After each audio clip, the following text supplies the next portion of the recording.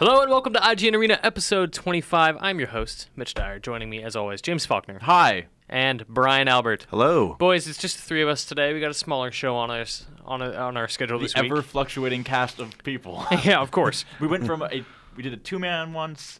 Did we? Me and Brian did one when nice. Everyone was gone. That's sad.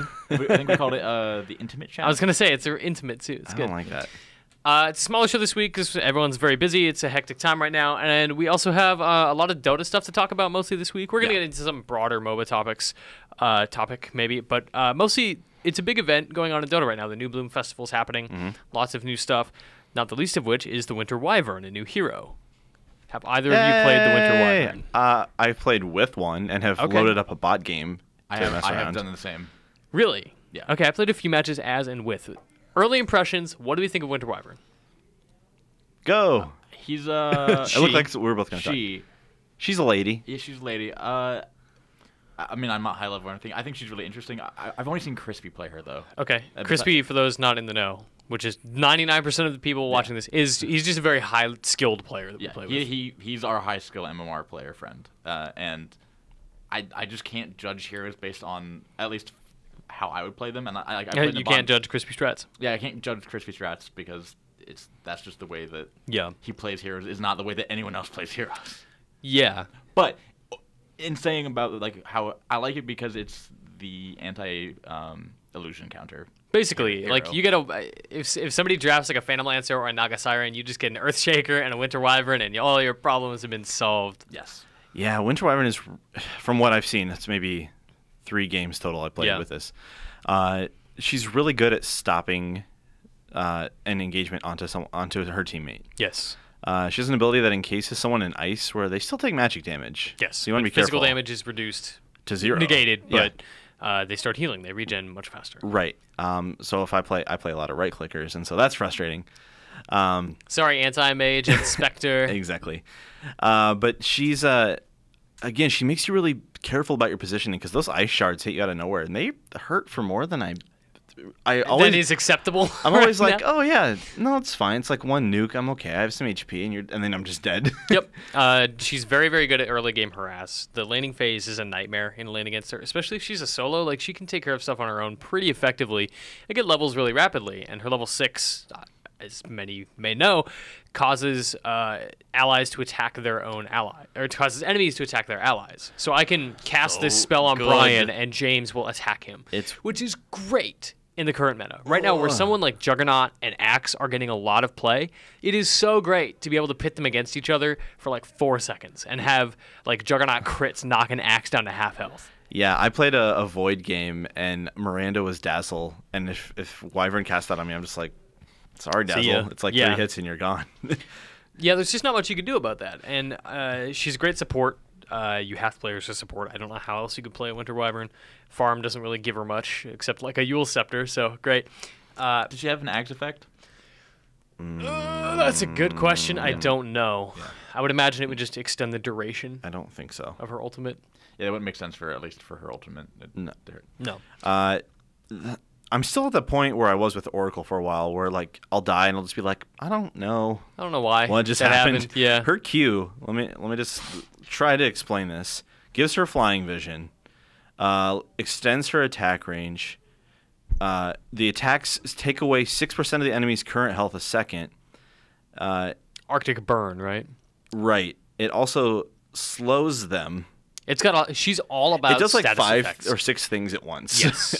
Getting hit by it, like it doesn't do a lot of damage, but man, it sucks in a team fight when you think you're getting something done, and it's like, well, my attack speed and my movement speed are totally screwed. I'm taking damage over time. Great. Thanks, Winter Wyvern. Yeah, it's just also cool to see a support with some mobility. She doesn't get faster or anything, but unobstructed flying movement. Yeah, it's great. It's great for escaping. Like if you're gonna jump off a hill to get away from somebody in the jungle, that's awesome. Yeah, you just peace out over a hill or into some trees. No one can really do anything. Yeah. So I mean, the downsides to her, I think, people have said is she's kind of a situational pick. She's not like you're not like, oh, just draft her because she's awesome. Yeah, like she's not like a lion or I wouldn't say even lich, but like a lion right now is like the core. Like everyone is picking lion because her lion is super strong. Scales nicely, has 2 stuns. His ultimate's amazing. He gets good items. Like he's great. Yeah, and then she's slow. I think she has one of the slowest base move I think it's speed. the slowest. Yeah. She's lower than Crystal Maiden. Oh, she is? Yeah. She might be, yeah. I'm looking I up. think, That's what I I think have it's, I think open it's right just here. 5. She has 285 move speed. Yeah, Crystal Maiden has 290, I think. Okay. Which is terrible. That's really bad, It's yeah. atrocious. Takes you half an hour to get to your lane. Yeah, I think she's obviously like that. Those deficiencies make up for some of her strengths, but I really do think she's too strong. I think Arctic Burn and Ice Shards are probably too strong right now, especially against a weaker hero. Like you will tear other supports to pieces. There's nothing to stop you from getting an early game kill against a Lich or a Dazzle or somebody squishy like a Bounty Hunter or Clinks. That Splinter Blast does 340 damage. Its shards do that at max level with a 7-second cooldown. That's insane. Which is a lot. It's expensive. The spell scales up to 150 Sure. mana, starting at 120, but I mean, at that point, you're also scaling. It gets to a point. Yeah, you're Yeah. enough mana. Her- I mean, you get a her, Soul Ring, your problems have been solved. also her int growth is 3.1. That's very good. So she'll be fine with mana. She's a very, very good hero. I'm really glad she's in the pool. I hope she gets more play than Oracle. Oracle hasn't really been getting a ton of attention. Although, when we played him in the last couple of weeks, it's been really annoying. With Oracle? Remember, I've had that PA game, and remember, I just couldn't get anything done because it was like, oh, that carry that you're going on, nah, you can't No, attack he's him. invisible now. Yeah. And also, he can attack you. Telling you, man, dust. Everyone is like, oh, invisibility. What do I do? You spend 180 gold and you get a kill. Yeah. You were literally buying a kill. It's so easy. Best item in the game, dust. Let's talk about TVs. what Winter Wyvern came with. Indeed. A big old CM hat. Yes. Did you guys buy the Frost Avalanche Arcana? No. I did. Yeah, I did too. We were very recently talking about, when will we see a support Arcana? Probably not forever. Boom! Nailed it. I didn't call anything. I'm just excited. Okay. It's like, no, we predicted I the think we both future. said it would be a very We'd long never, time. It was never going to happen. But I think us talking about it spurred it easily. Valve listens and heard our pleas. But yeah, the Frost Avalanche Arcana came alongside the New Bloom Festival, which is ongoing now. An interesting new mode, the Year Beast Brawl, is a modified version of last year's Year Beast mode. I didn't play last year's at all. I actually missed out on the entirety of Year Beast, so I have no frame of reference for how they compare, but there is a lot of contention among our group about whether or not Year Beast is good. So last year was very good, but it was just bugged and glitched, and people knew how to take advantage of that, and so you couldn't compete. Oh, that's not a problem at all this time. Yeah. Yeah. There's another problem. Well, Yeah. still, the game mode's not messed up. It's like server issues, right? No. I mean, so if you're unfamiliar, the Year Beast Brawl is a regular game of all pick, 5-on-5. Everyone picks their heroes and goes to their lane. But every 5 minutes, a Year Beast spawns. It's a big dragon dog. It's got different skills. It's super powerful, very tanky. They have names. They do, like Francis. Yeah. And during that 5-minute period, and I think it's actually changed now so that even after the monster dies, you still have access to these skills. That just happened today. Yes. Yeah. You can spend ability points, which is a separate in-game currency that you can either earn or purchase. You can use those points on effects like Thunder God's Wrath, Global Chakra, Double damage. These are double damage, Teleport. teleport. like Thunder God's Wrath, like Zeus's ult. Yep. Straight up Zeus's ult. Yep, Global Silence. Silence. Yeah. It's got these skills that you can just activate by spending your points. Those points refresh every time you enter a game, so if you have 10,000 points, you always have that for the event. And then we should also talk about there's also these, basically 3 paths. There's speeds, combat, and support. And basically what you do is when you go into a match, everyone chooses a level, and those have independent cooldowns of each other. So like say the support path I think has like a mech and mana boots. And those basically if you're standing near it, you'll just get health and mana back. And then there I think the ultimate one for speed is that It's a refresher. refresher aura. Aura. It's like an aura refresher. It's crazy. Yeah. And then I forget what combat is. So I forget. but each of those paths has 3 levels. Yes. So like, I haven't played enough because I don't like the mode. We'll get into that in a minute. If 3 people on your team vote combat, then you have a level 3 combat. It's not voting. No. It's independently choosing. It's That's your what path. I shouldn't have your said path. vote. I shouldn't Yeah. have said vote. But like, if 3 people pick combat, Yeah. then no one else can pick that, right? Like they have to pick to level up. Nope, everyone can pick the same Yeah. path. So like a lot of the things that we've been doing are like you pick like so. We- What it comes down to is You're kind of, it is all about gaming the system. it's pay like I don't want to say it's pay to win, but like I feel that's what I feel. I like mean, it's- I've summarized it like that pretty aggressively. I do Yeah. think it is pay to win. It's not guaranteed that spending more will get you the win. yeah. But man, if you queue into a game, this is the messed up thing. Redditors are queuing into Peruvian servers to play in Year Beast matches because the Peruvian economy is so bad that these people are not spending money on ability points and they are losing games because of it. Because they can't upgrade their Year Beast. So if you go against a team that doesn't have a ton of ability points, people who are earning them by just playing, they don't want to spend money on the Arcana, they don't want to buy points outright for $5-10. There's also a daily allowance, but that's not also but it's minimal. Yeah. So if our group of players who we've bought the Arcana, maybe we spent a little bit of money on getting extra ability points to increase our monster's level and to have access to Global Silence and Thunder God's Wrath worry-free, if we queue against a team that doesn't do that, that team is immediately at a deficiency. They don't have access to that stuff. Or if they do, when the cooldown's back up, hey, maybe they don't have enough points to buy it again. You are at a disadvantage if you are not spending money in this mode. And that is like so anti-Dota. It is not what that game is about. It is not how that marketplace has ever been. We talked about this a couple weeks ago. Like the market in Dota is getting really weird. And this is like the worst I've ever seen it. And also the thing about it is that like if you win, you get a free set. Like a full set, not just like a sword. You get it like a full set. And it counts against your profile. This is not a separate mode. Like it only triggers at certain times within the day. Yeah. But it is not. I hate that too. For up until I think it was last night or 2 nights ago, if you wanted to queue during that time, you had to wait until it was over to queue into a normal game. I don't think it's in ranked. No, it is not. It was not in ranked. But regardless of those things, it is still a pay to. At least in my mind, it is a pay to win. Yes. Mode. Like the team with the most money has the most likely chances to win because they have better access to extremely powerful skills. Assuming the matchmaking did its job of finding 5v5, then the team with the more money will probably win. Yeah, because it's not trying to match you up with people who have similar amounts of money. It's the same skill MMR thing. queue. Yeah. Yeah, so you can still win throughout playing someone. Yeah, I mean, we have played against teams who spent more money than us, and we won because we outplayed them or we got like a really good play.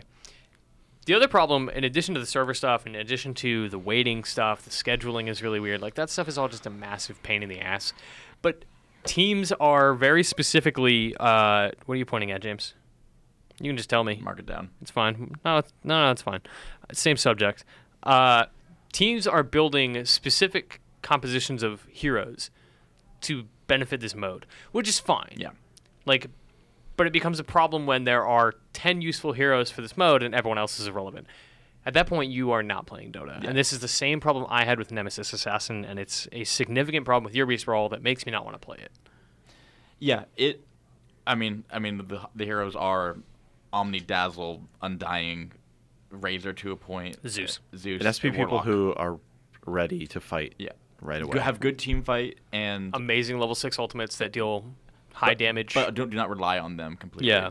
And then armor is a huge thing. If you can armor up, heal, or shallow grave your monster, you're fine. Yeah. Your Year Beast is like priority 1. If you can keep it alive, the other team is not going to win. Yeah. Like I think there was a game, I think it was like my second Year Beast game, where we went 15-0. Like we didn't die. Yep. Like, we had the same thing and we won in like 11 minutes. Yeah, it was crazy. Like, you could get sub to 15-minute wins, which is like, all right, cool. Like, that's not fun for the other team. It's not longer a game. It's just like a... It's not even a game of Dota. Yeah, it's like... Yeah, you want to... When we play with Dota, we want to win. But this is also just like, how can we absolutely crush these people under our foot? And like by buying things that they can't afford or choose not to buy. And insta-locking heroes of like, this is the draft that works. We're only going to pick these heroes. How fast can you pick your hero? Yeah, exactly. Mitch. Yeah, buddy.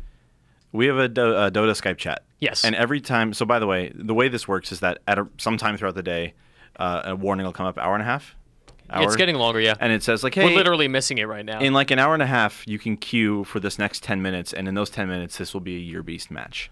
And every time the warning pops up in the Dota chat, everyone's like, hats group, and you are one of them. Yeah. So you I don't don't sound like you're the having mode. a good time at all. I don't like the mode. I think you just want the hats. I think it's poorly designed. I think it is antithetical to what Dota stands for, but I have fun. Like, I have fun playing it because it is extremely empowering what you're talking about to just absolutely steamroll an enemy team. To buy your way into their base at 10 minutes is extremely satisfying.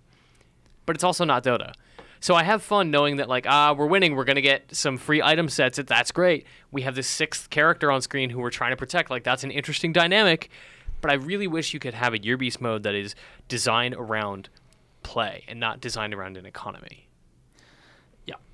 That would make it a great game mode, not something that's fun to mess around in because you're getting hats. Yeah, and yeah, this is where just the whole like economy of Dota and everything just gets real weird. Like I just don't understand. Like well, I understand that their reasoning is they want to make money. Of course. But like in terms of Same reason they have a $10 Jade effigy within the store I was going right to point now. that out. I feel like Valve might be seeing how far they can push. That's exactly until what it I think snaps it is. back. I agree. I think And- this is them seeing how far the community is willing to go before they. Because this is a step beyond the Opt PA out. event, which was not pay to win, but it was sort of like pay to participate. In a way, yeah. In a way. Pay to earn. Yeah, yeah. I mean, we were talking about the ice, like an ice effigy block. It was $4, $4. $4. Oh no! Like, oh, How that's a dare little they? high. I don't know about that. $10. Okay. $10 Jade effigy block in the store. we're predicting a gold effigy at TI this year. Yeah. For I'm just gonna say $20. I was gonna guess 15, but then I was gonna bump it. Yeah, I mean the visual theme for TI 5 is gold. The Aegis is gold. The color is like a yellowy shimmer. It's like a illusion or a bounty rune. I don't know what. Probably a bounty rune. Money. The Nemesis Assassin PA event was already like you get the most out of it if you spend a lot of time with the game, which Yeah. I think is okay. Like reward your most hardcore players. Yeah. Like I like that. And you enjoyed the event a lot more than I did. I did. think. The Year Beast mode still does that because of the way it's timed. Because like if you want to go home and you have 3 hours a night to play a game, and that's even kind of high. If you go home and you have an hour to 2, Yeah. you might not even catch the Year Beast event. Like it rewards those who are the most plugged into Dota, but then it goes beyond that by also rewarding those who pay the most for Dota. And so it's like So adding a gross. layer on top of the PA thing. And if Valve just recently broke 1 million concurrent players And this is Or with this event. in this event. Yeah. And I don't think that tells them let's not do this anymore. Like it. If the- Guarantee you they're making money too. Like a lot of money. I mean, I'll on buy- people like me. I'll buy the Arcana, absolutely. Sure. I'll probably buy almost any Arcana except for the Gross Techies one. But turn 'em into I'm pigs. not. I have this weird like. I'm just one person. It doesn't matter. But like, I'm a heavy Dota user. Yeah. I'm on there at least 12 hours a week, spending over $1,000 by now, and I Jesus. played 3 of the Year Beast, and like I'm just not playing it. I'm just done, and like I want. So are you I not hope done more because people you do that. don't agree with the game design? You don't agree with the economy? What is the breaking point for you that keeps you from not playing it? All of it. And I'm a person who will pay tons of money to Valve for Dota items. Yep. The pay to win, I don't like that. I don't like the mode because it favors certain heroes heavily.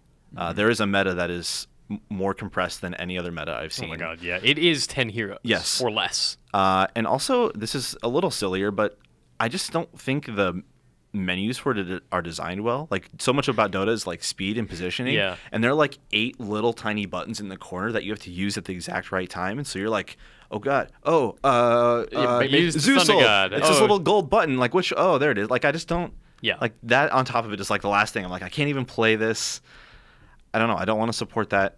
I don't care about the hats because I'll just buy hats. I don't want anything to do with it. It's fair enough. Shall we move on from this sad ordeal? One thing I want to bring up Yeah. is I don't think we podcasted since the Dota Asian Championships. Oh yeah. Should we talk about that a little bit? Just super quickly. Okay. I just want to talk about that last series. Yeah. Holy crap. I mean, some of the best Storm Spirit play I've ever seen. Sumail is amazing. Yeah, it was. So is each. Go Okay, ahead. go Go ahead. ahead.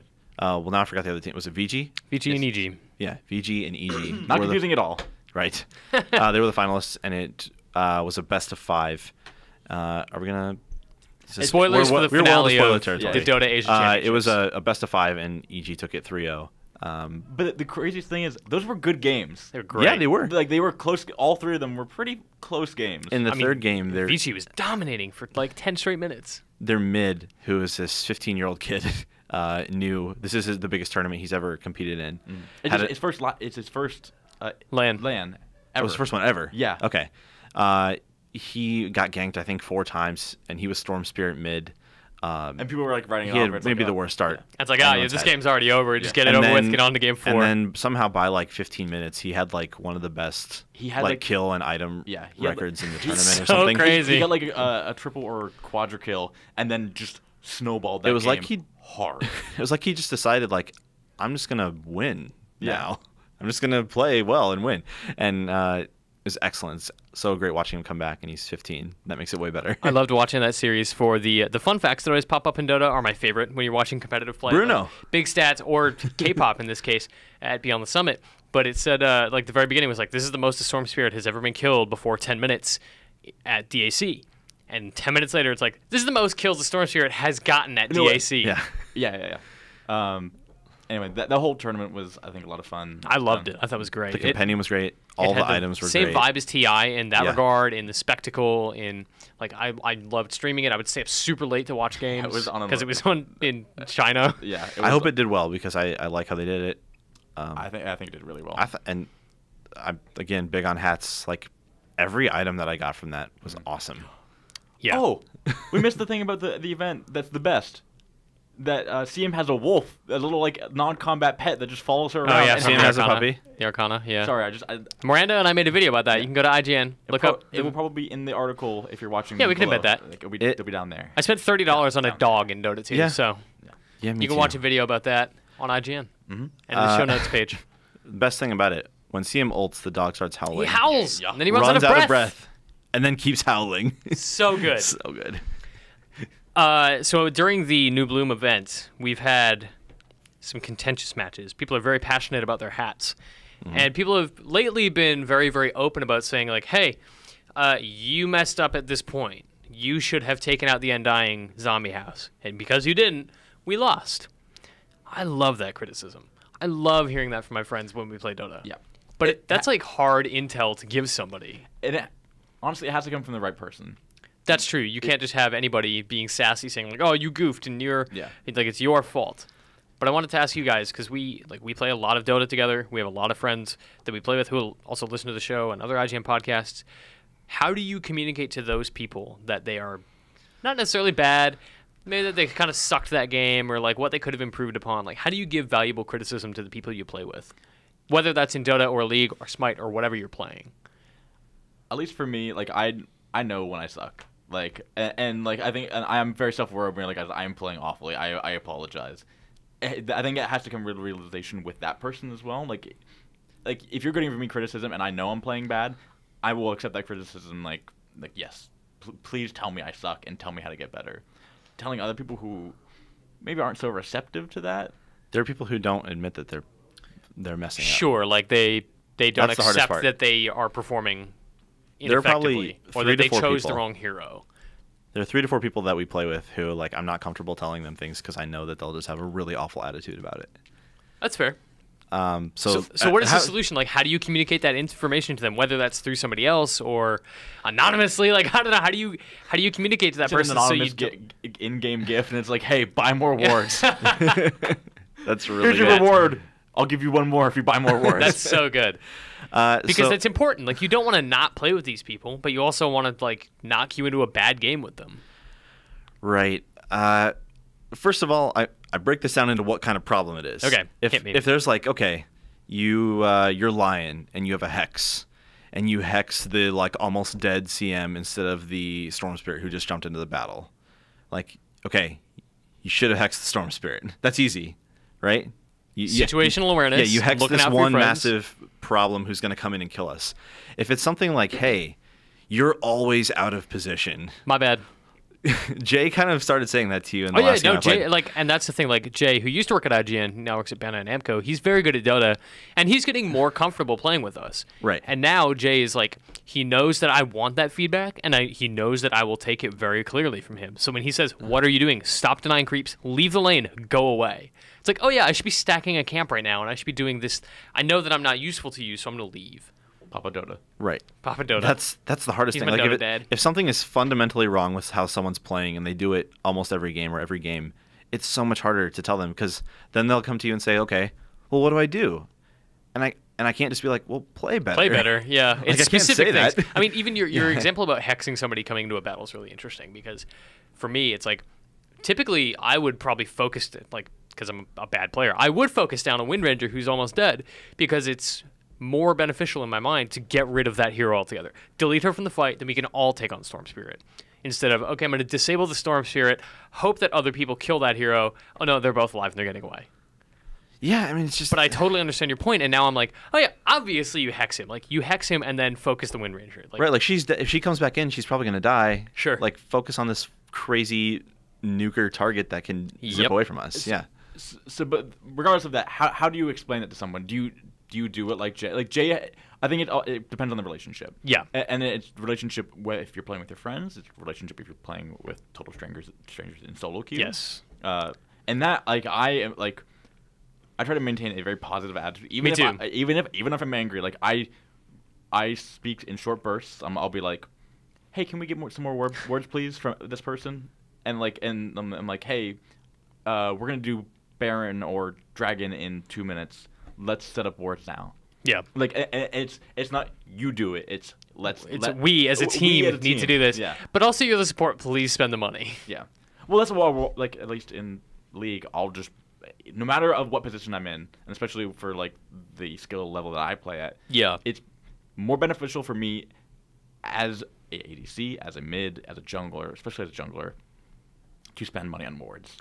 Like totally. Like it, if it helps us from not dying, like that's a beneficial, like, good, like, net worth that you're getting out of at buying an item. Yeah, and I think, like, I try to give the advice to somebody that I would want to receive, which is, like you said, like, very positive, like, not like, hey man, this is how I'm going to tell you that you suck. You suck.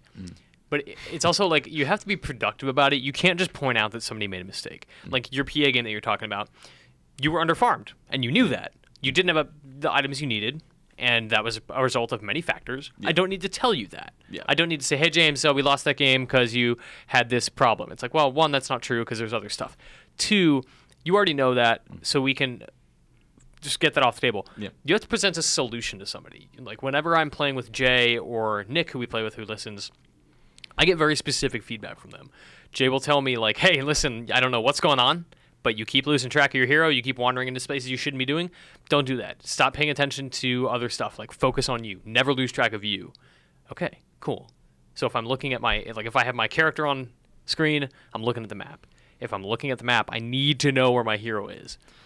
The thing that I have trouble with, and because it's because of the nature of Dota and because it's such a team game, is that, like, let's say I'm sniper mid and, like, you're up top, you're safe lane carry, whatever.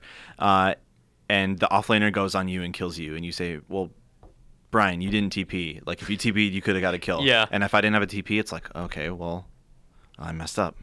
But then I can say, well, like, your support didn't have a ward up top. If there was a ward up top, you probably would have had vision. Right. It is a cyclical blame game. And then that support can say, well, this other person should have picked a second support instead of another carry. Like, you can just pass it off as far as you want. Yeah. So I think that comes down to this very, like, I think, like, removing even the game aspect of this, it comes down to this, like, very human nature thing. Of course. Like the way you speak to somebody about this is super important. You can't just be like, why don't we have wards? James, get wards.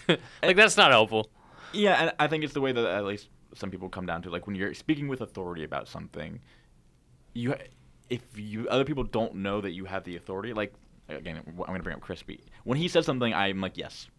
Regardless of what it says, like, if he tells me to do something, I'll be like, okay.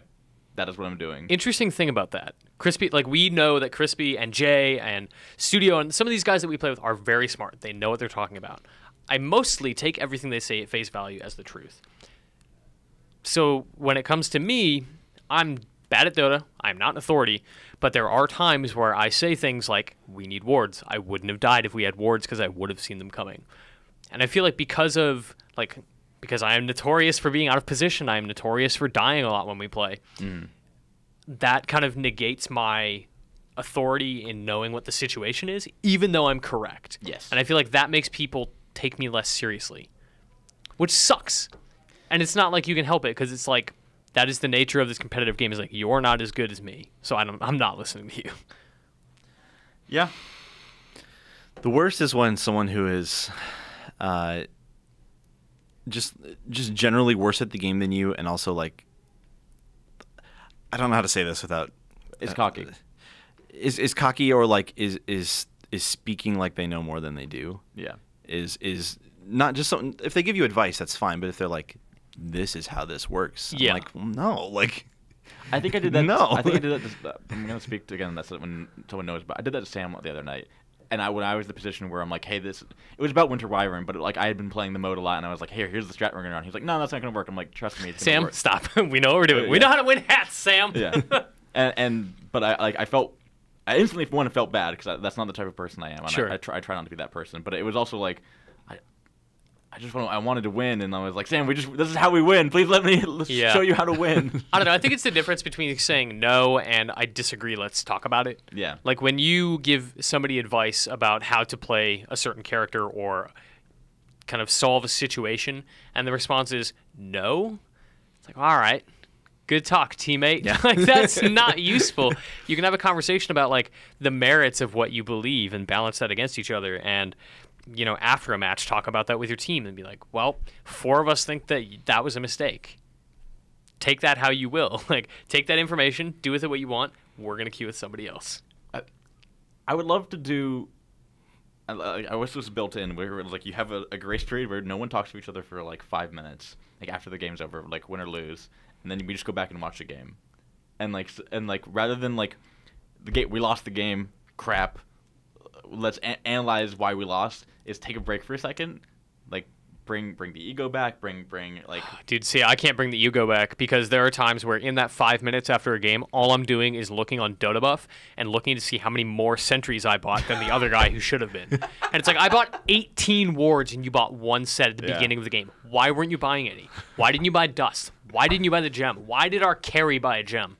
Like, that kind of stuff, like, that's the stuff that gets me going when I'm upset about, like, the way someone performed. I have access to data that says I'm right. Like, to not use that against somebody, like, I don't because that's terrible, but I hang on to that, and I'm like, God, I know that I'm right, and it feels good. I paid for this exclusive Dota service, I and paid let me $3 tell a you. month for this intel. It feels good, we man. have been some salty fools the last couple weeks. Yeah, and I just think it's because I think we're getting better. We're learning a lot. We're learning to play better. And because of that, we're getting more competitive. Mm-hmm. Like, our win rates with each other are a lot higher than usual in the last month or two. But we've also had people go on, like, massive losing streaks. That's true. Sorry, Nick. Nick had a bad one. I had a really bad one. Mine might have been worse than Nick's. I don't know. Nick was, like, abandoned. That was a while ago, right? Like a month or so. January, yeah. Yeah. The dark times. Now we're back. So, in general, how to tell teammates they suck. Be nice about it. Positive reinforcement, specific feedback, provide solutions, not, being an a-hole about it. Don't just say why they suck. Tell them how to improve. Yeah, and you don't include extraneous, like being succinct about things is like rather than writing a long paragraph, which I've seen people do. Yeah. Like somewhere in the range of 10 to 15 words is probably the maximum thing you should communicate, because at that point you're just attacking them at all. Yeah. Hey man, maybe skill Shallow Grave early on so you can prevent ganks. Cool. Yeah. We're done. Yay. And so are we. We are done. So we're going to wrap up. This has been a shorter episode than usual, but it's actually 30 minutes. That's kind of where we try to clock in around anyway. Gentlemen, try. Thank you so much for joining me. This was a short show, a few topics. We're going to be back next week. You're excited. What's happening? You're playing a piano on the table right now? We can't say what it is quite yet. Oh, yes. Because it's not finalized. The Thing. The Thing. But there will be there's a new IGN hire, Brandon Tyrell. Yes. He'll be on the podcast next week. Yes. That we're going to be talking about Smite. I will not be here because I have not played Smite in a very long time. Oh man, you should. Game's fun. But there's some other cool stuff coming up. There's a bunch of cool things. And then the giveaway, we will be sending out codes unless I'm mistaken. We have not sent those out yet. I have not sent any, so unless you sent them out. All right, good job, team. Okay, we will be sending those out. We have codes. We have beta codes. By the end of this week, so that will be the... Yeah, check your inboxes. We have a lot of emails to sift through still. They'll be like the 21st. Although if we just filter out everyone who suggested the same Deckard Cain suggestion, we'll be all right. Get out of here. There are some people who suggested some awesome, really in-depth stuff. We got a lot of them. Yeah. So, thank you. Yeah. Thank you so much for listening. You're pointing at me. Arena-podcast at ign.com. You can send us topic ideas. We're still sifting through emails, so if you want to win a Heroes of the Storm beta code, send us your suggestion for what Blizzard character you would add to Heroes of the Storm, and that automatically gives you a chance to win. We're going to have a lot more giveaways in the near future, and some really good stuff related to Brendan Terrell next week. We can talk more about that when the time comes. Keep an eye out for that. Lots of exciting things happening with IGN Arena. Mm-hmm. Gentlemen, thank you for joining me for episode 25 of IGN Arena. We're going to take off, and we will see you next week. Until then, good luck and have fun out there. Go play some games. much.